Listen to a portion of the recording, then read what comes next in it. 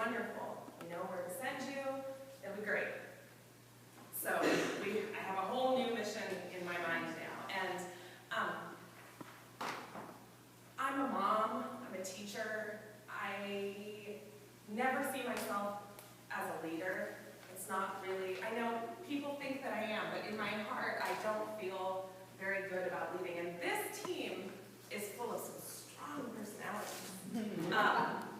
And I thought, oh, I'm not, half of us are gentle folks, and half of us are just, me and James and Brent, we're just kind of rolling with the ride. And it turned out that I needed to just sort of have faith, because God gave me all the strength that I needed to hold the team together, to be strong. I had to make more hard decisions than I've ever made in my entire life.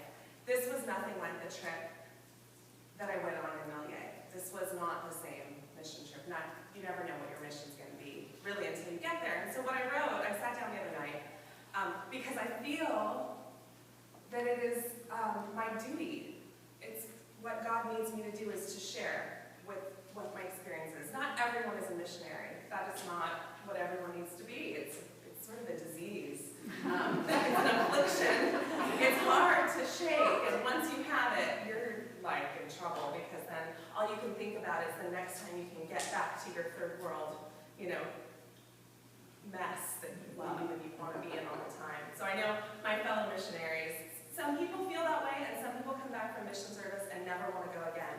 And however you're affected is the way you're meant to be affected. So I wrote this whatever, and I'll stop and kind of go rogue a few times, because a lot of it needs a bit of explanation. So we get to Haiti, and Haiti looks great. The mainland looks amazing. It's been almost 3 years since I went. The roads are fixed. The airport is wonderful, and I'm thinking, yeah, this is great. We were headed to go to La Gonâve, which is the satellite island off of the coast of Haiti, into a little fishing village called Philippe. And Philippe has a Methodist church. It is, there's circuit pastors in the Haitian Methodist church, and Pastor Jackie, is the circuit pastor in Philippe. He's a young guy, which is not typical in Haiti. He's 32 years old, kind of handsome. He's a good-looking dude, and he's got a vision in his head that he's not so much worried about construction. He's got this little building, and he wants it to be a medical clinic. He knows that the need on La Gonâve is so much different than the need on the mainland. The further you get away from Port-au-Prince, the less resources there are. And on La Gonâve, it's a 5.5-hour boat ride. There's no services there, nothing. So my whole reflection of what I'm about to say is basically came from a conversation I had with our interpreter, Richard. Everybody fell asleep on the boat. For the most part, it's really hot, and there's no shade, and so everyone's sort of sleeping. And Richard gets seasick, so he and I kind of start looking. He just seemed uncomfortable, so I started talking to him. When I was in Haiti this last trip, I was asked to give a sermon in church on the island of La Gonâve. On the boat ride over, I had been inspired by our interpreter, Richard. Most of our team had fallen asleep on the very long boat ride across the ocean. I, however, was blessed to have the most important conversation I've probably ever had in my life. Richard is a translator, but more importantly, he is a missionary, something very rare in Haiti, because missionaries in Haiti are blanc. That's what they call white people, blanc. There's no Haitian missionaries. That doesn't really happen. Missionaries come from the United States, and we bring stuff, we build things, and we leave. Well, Richard is Haitian. Richard and I stuck up an instant friendship, and he told me a long story about his life.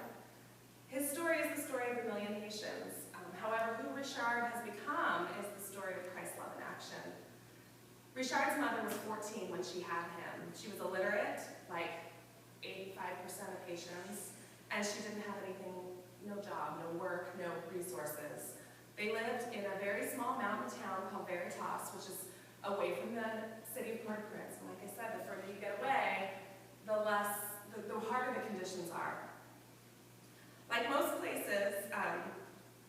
resources in Veritas are really scarce. There happened to be a Baptist mission in Veritas, and Richard's mother, after his father died of an illness when he was a baby, she was desperate. She goes to the mission, and they hire her as a maid.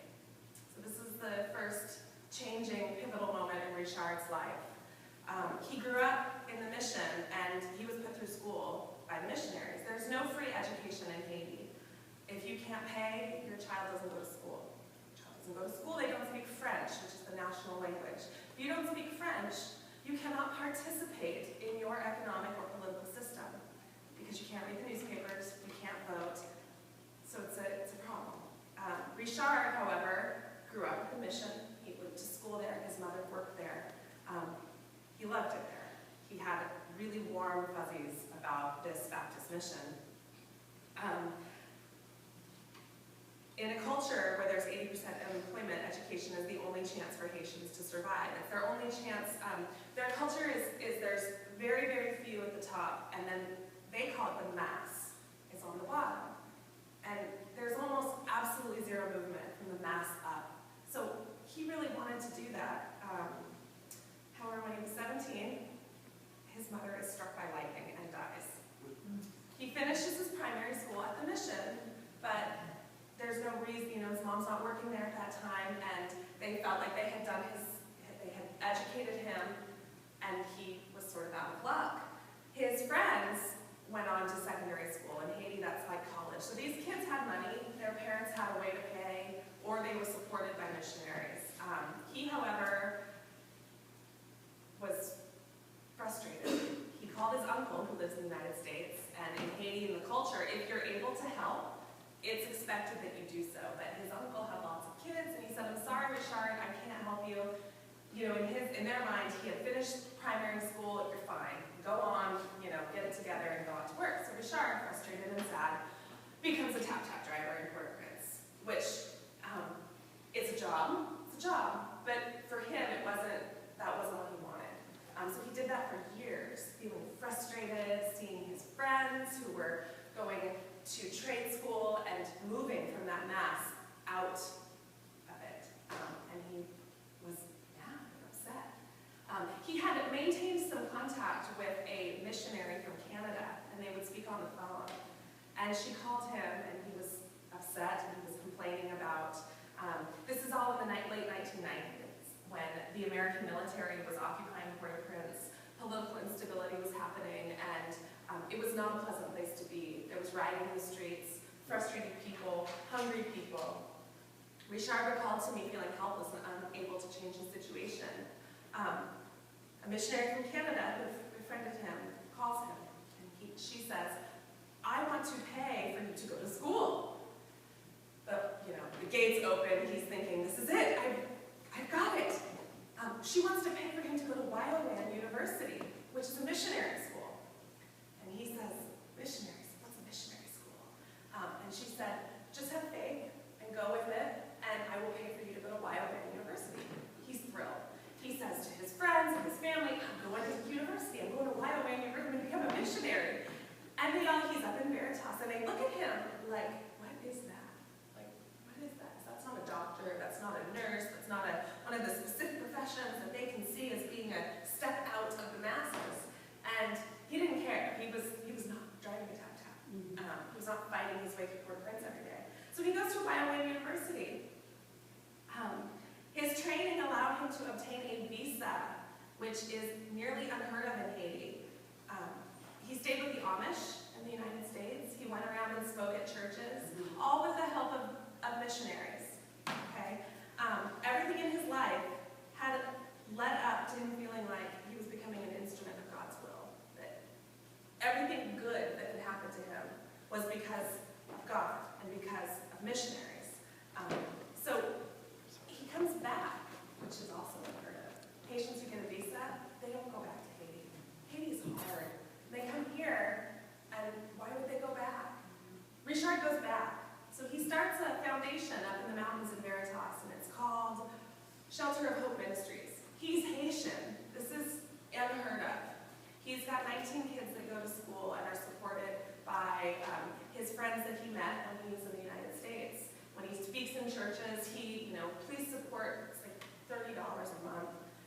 support a child. He's got 36 kids total at his foundation, but 19 of them are fully paid for, and the work of the foundation, the other kids are getting educated.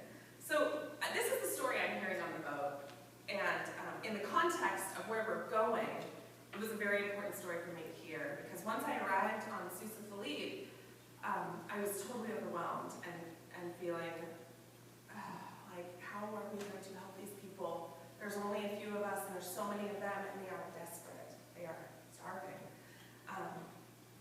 So he's been, I keep going rogue, he's been judged harshly by his community, Richard, for continually returning and working for the poor. They comment that if he was a real man, he would leave Haiti, and he would make something of himself in the United States. Social status in Haiti is as big of a deal as it is here, and they see him as being almost kind of as crazy as we are, us American missionaries. Why would you go work in Haiti if you don't have to? What is wrong with you? Okay, but he wants his peers to see his success so that they have faith in mission work. And this is why he works so hard. He wants to go to medical school. He wants to get out and basically set the example for his peers in Veritas. Slowly but surely, his foundation has grown, and the dissonance from his community has shrunk. They're starting to believe in him. He keeps showing up with things they need and educating the kids, and they're starting to have faith in him, in his work, in God's work. He explained to me that Haitian people are skeptical of American missionaries because at first they cannot understand why we would save our own money and go and work in a place like Haiti for free. This doesn't make sense to them. Again, this is an example of Christ's love in action, and action makes believers. People in Haiti have faith. There are no Sunday Christians in Haiti. You know, us Sunday Christians, I used to be one. I'd come, I'd feel it on Sunday, and then I'd forget about it until next Sunday. That doesn't really happen in Haiti because they have very little control over much of anything. They have control over their faith. Faith is something that they live each day with. They are in relationship with Christ. And this obviously doesn't mean that they have any faith in their government, the systems in place in Haiti, the NGOs, the non-governmental organizations, the Red Cross, those, Child Purse, Samaritan's Purse. They do not believe in those organizations because those organizations get stuck up here with the rich, and it doesn't trickle down the way it should. It's corrupt. Haitians, however, trust missionaries. They do. We've proven it. Over and over again, people go, and when they leave, and they haven't asked for anything, and they've just done it and worked, Haitians believe in missionaries. So on that boat ride, I explained to Richard that I had had the call for missionary work for about 3 years, and it had sometimes been like a disease or an affliction that has overcome me completely. The drive is so strong inside me to get back always to the beauty and the misery of Haiti. I told him that my brother, Kalen, is an atheist, and he's constantly asking me, like, I have no idea why you would go. Why would you spend the whole year raising money to go work in, he calls it hell on earth. And Richard smiles at me, and Richard's a charismatic guy, and he goes, your brother needs to meet me. And I'm getting chills talking to him, and I'm thinking, I needed to meet you, and he says, I would be nothing. I would be nowhere without missionaries. Everything good in my life has come from missionaries, and that is why now it's my life's work to give back. So I'm feeling really good. This point in the conversation, I experienced only what I can describe as a testimony. Clarity and conviction, understanding about my place and purpose. Sitting on the boat, I see my mission service as if it were a stone thrown into the ocean. The ripples representing the positive effects of my work, that my work would have on the Haitian people. Unfortunately, in my mind's eye, I can only see the ripples going out so far before my eyesight would fail me. All my work stemming from the first trip in Melier, I had gone on 3 years ago, had shaped and helped form the team that I was currently leading. One action directly affecting another, letting the pieces fall in place, and creating a team that happened to be sleeping on the boat around me. I had dug insignificant ditches in Melier. That trip, I didn't feel like I really accomplished anything, except contracting my current affliction. That inspired my son and my husband to go and demolish an entire church in Levesque, which was a start to finish. They came back just charged. That trip inspired Dr. Wiley to want to join us and follow me in the Watermelon. Sitting there on that boat, I could see the ripples of my mission work, but I could only see them looking backward. You know that old saying that hindsight is 20/20? I was having the most powerful hindsight I've ever had in my life. Unbeknownst to me at that time, the work we would do on this trip, we haven't gotten there yet, was crucial, was life-saving, it was brutal, it was painful, and it was beautiful. Later, after arriving in Laganaw and seeing what we saw and feeling really, they had asked somebody from our team to speak in church. We arrived on Saturday, sort of late Saturday afternoon. They want us to speak in church on Sunday, and I feel like this is, it's my job. I'm the leader. I'm supposed to do it. So as I'm walking through the community, I'm looking at these people, these brown faces that are so excited. I mean, we are exciting to them. Kids in Haiti don't have clothes. A lot of you have seen the pictures. They're naked, mostly because they don't have clothes. If they do, they have one set. They only wear it for special occasions. They're hungry. In Melier, I wasn't sure I saw starving people. In Laganaw, I'm sure that I've seen them, I'm looking at them. And I'm feeling that they're looking at me and they're wanting something exciting, a message. And so nervously, I sit down that night in our place we stayed, which was, may as well have been the Ritz-Carlton on Laganaw. But here, it wasn't a roof, it leaked, there was rats, it was gross, but we're all right. I sit down to write something, and I see the change on the mainland, and I'm wanting the people of Laganaw to feel some hope, because I'm feeling hopeless, walking around the islands, looking at the thin bones, and the hungry faces, and the mothers who are doing the best they can to help their children, and having absolutely nothing to do it with. So I'm feeling a lot of pressure, and I pray, and I'm hoping that God, I'm feeling like I'm a good leader all of a sudden, and I'm thinking, this is God. Thank you, Lord, because I'm not typically a good leader. And I'm getting everything I need, and I sit down, it's late, I'm exhausted, and this is what I write. And I'm reading this to you in the context of, I was standing up there with my dear friend Kaz, the interpreter who has gone on every Dixon United Methodist trip with us. He may as well be a member of our congregation. We love this man so much. And I had talked to him. He said, would you speak? And I said, yes. I said, will you translate word for word? Because in Haiti, there's kind of a joke. Haitian translators, sometimes Americans, we speak really fast and we use slang, and they sometimes have to do quite a bit of paraphrasing. And there's a movie in Haiti that he told us about where the American missionary is up, and they're talking in church, and he's blah, blah, blah. And the translator's saying, and they have brought us peanut butter and jelly and he's just making it up completely. And context, I said, will you translate word for word? And he said, yes. I happened to study French for quite a long time when I was a younger person. I cannot speak it now, but I do understand a fair amount of Creole, which lends me to know if he's making it up. So I write it pretty simply, and I have to admit, what I'm reading you today is a paraphrase, because at the end of our trip, Richard asked me, can I have your sermon? Because it was him that inspired it, and of course, I gave it to him. I wish I'd written it down, because it was really good.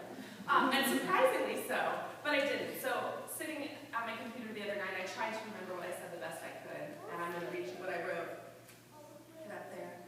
I'm wearing the same shirt I'm wearing now. And I say, missionary work is like a stone thrown into the ocean. You may never get to see the effects of your efforts. I came to your country 2 years ago, and I see change. I see improvements and progress on the mainland. Haiti is healing from the earthquake, and I am proud of that progress. Today, however, I see a community that is still struggling. I see hungry faces in Sousa Philippe, thirsty children hoping for help. Change can be hard and frustrating to wait for when your family is suffering. The progress seems slow when your needs are so great, but have faith, my friends. Haiti is strong and full of faithful servants following the word of the Lord. I love you. My team worked all year long to be able to help those who need it. Having faith and doing good works can be hard when change and mercy seem so slow to come, and pain and suffering seem so rampant. In Matthew chapter 7, verse 7, the Bible says, ask and God will give to you. Search, and you will find. Knock, and the door will open for you. Yes, everyone who asks will receive. Everyone who searches will find, and everyone who knows will have doors open for them. But sometimes, my friend, the gifts that we are given are not the ones we think we need. Have faith and continue to live in gratitude. The Bible also says in James chapter 2, verse 5, "Listen, my dear brothers, has not God chosen those who are poor in the eyes of the world to be rich in faith and to inherit the kingdom he promised those who love him? I see faith and love in your hearts. And even though change is slow, keep working. Keep your eyes on the Lord and know that you matter. You are important and you are loved."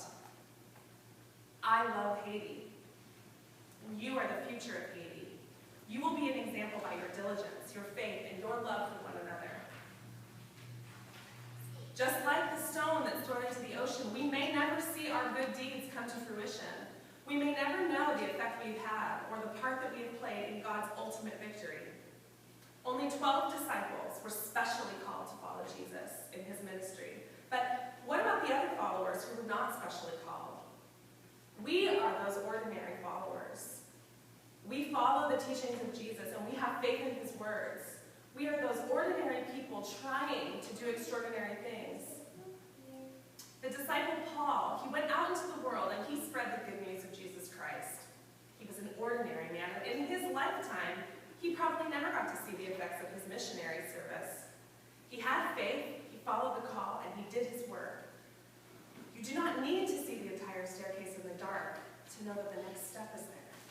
What you do need to do is put one foot in front of the other and have faith that ultimately you will reach the top of that staircase.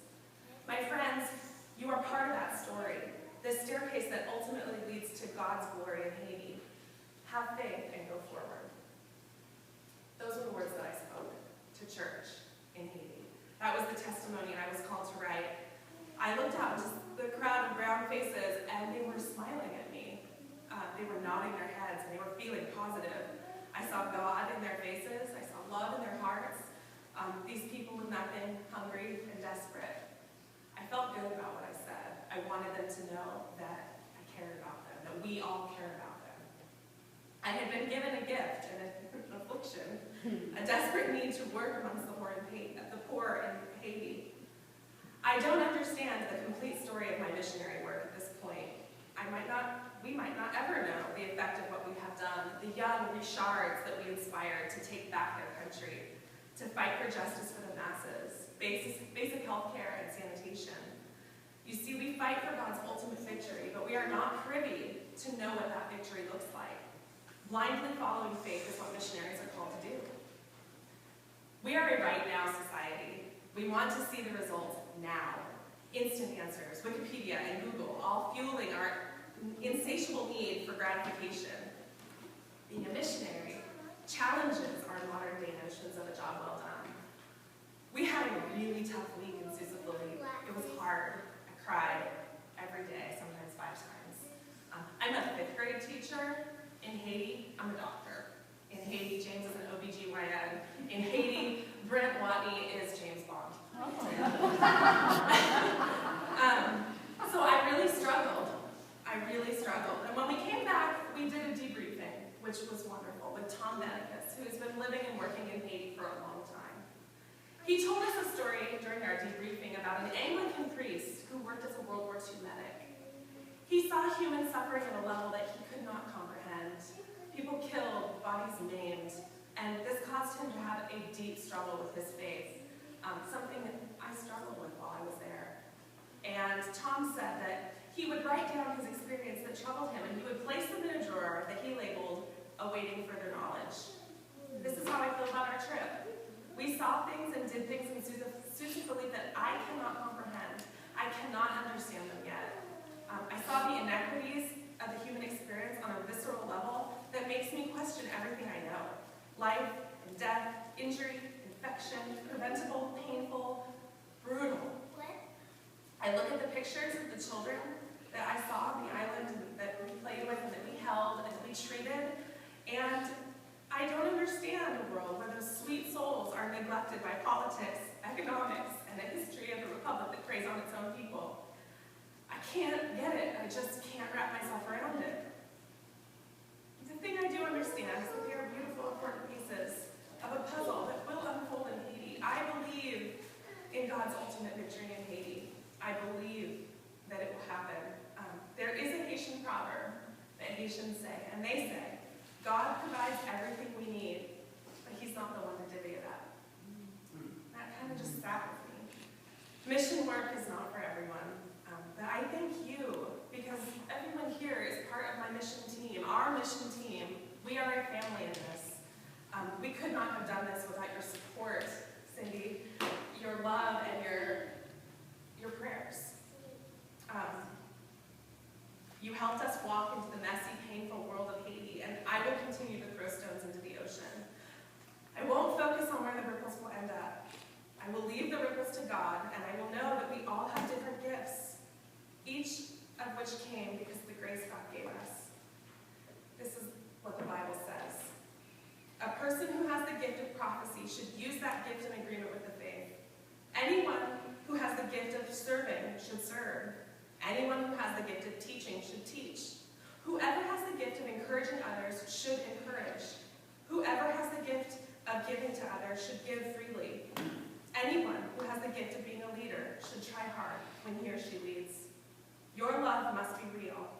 Hate what is evil and hold on to what is good. Love each other like brothers and sisters. And that's what we do. So thank you. That's what I have to say about our trip. And if James and Brent feel like they want to add, they were critical members, crucial people. Every person on our team